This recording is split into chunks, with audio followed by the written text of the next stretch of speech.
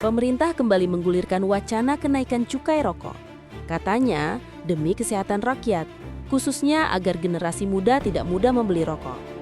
Tapi benarkah niat itu murni untuk kesehatan? Atau ada kepentingan lain yang lebih besar, yaitu isi kas negara? Cukai rokok menjadi salah satu penyumbang penerimaan negara terbesar.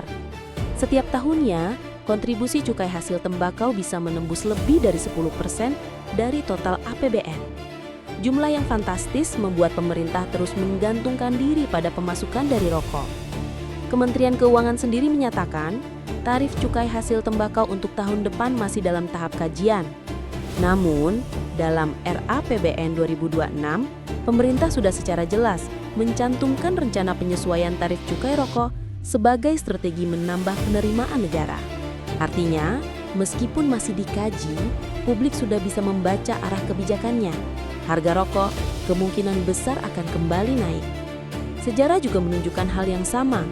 Hampir setiap tahun tarif cukai selalu disesuaikan naik. Sehingga wajar jika masyarakat yakin harga rokok tahun depan akan kembali melambung. Alasan resmi yang selalu digaungkan pemerintah adalah kesehatan. Mereka berharap dengan harga rokok yang makin mahal, jumlah perokok akan berkurang, terutama perokok pemula. Kementerian Kesehatan juga menyebut angka perokok anak-anak dan remaja masih tinggi, sehingga kenaikan cukai dianggap sebagai salah satu solusi. Tapi apakah benar semudah itu? Apakah perokok benar-benar berhenti hanya karena harga naik? Nyatanya, perilaku perokok di Indonesia tidak semudah itu diubah. Meskipun harga rokok naik, banyak orang tetap membeli rokok, bahkan mengorbankan kebutuhan lain. Kita sering mendengar cerita ironis. Seorang ayah lebih memilih membeli sebungkus rokok daripada susu untuk anaknya. Atau seorang pekerja mengurangi jatah makan demi tetap bisa merokok. Disinilah ironinya, pemerintah berbicara soal kesehatan, tapi yang menderita justru rakyat kecil yang harus menyesuaikan gaya hidup mereka dengan kenaikan harga rokok. Selain dampak ke konsumen, kebijakan cukai juga mempengaruhi industri rokok nasional. Salah satunya adalah PT Gudang Garam Tbk. Salah satu perusahaan rokok terbesar di Indonesia, berdiri sejak 1958, berbasis di Kediri, Jawa Timur, dan menyerap ratusan ribu tenaga kerja. Belakangan nama Gudang Garam ramai dibicarakan karena kabar keuangan yang menurun, bahkan muncul isu bangkrut. Fakta menunjukkan, laba bersih perusahaan turun tajam lebih dari 80% di tahun 2024. Dari 5,3 triliun rupiah menjadi sekitar 980 miliar rupiah.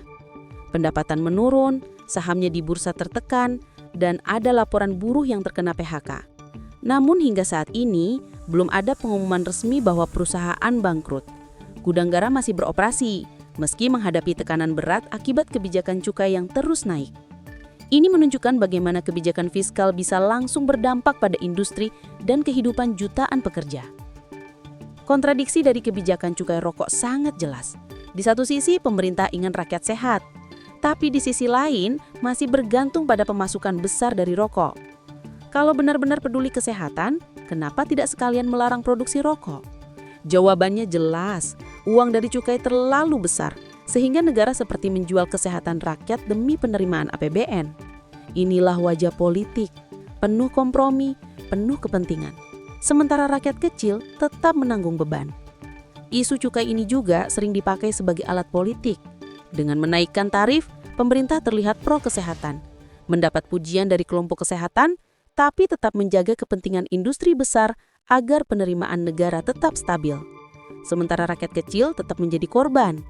Mereka menghadapi kenaikan harga rokok dan kemungkinan pengurangan lapangan kerja di industri legal. Naiknya cukai rokok selalu dibungkus dengan narasi demi kesehatan rakyat. Tapi faktanya, perokok tetap merokok, meski harus mengorbankan kebutuhan pokok keluarga. Industri kecil tertekan, buruh terancam kehilangan pekerjaan, dan negara tetap mengandalkan rokok sebagai sumber pendapatan. Jadi pertanyaannya, apakah kebijakan kenaikan cukai rokok benar-benar solusi kesehatan? Atau hanya cara pemerintah menambal defisit APBN dengan mengorbankan rakyat kecil? Bagaimana menurut kalian? Tulis pendapatmu di kolom komentar, karena suara rakyat sekecil apapun tetap penting untuk mengingatkan penguasa.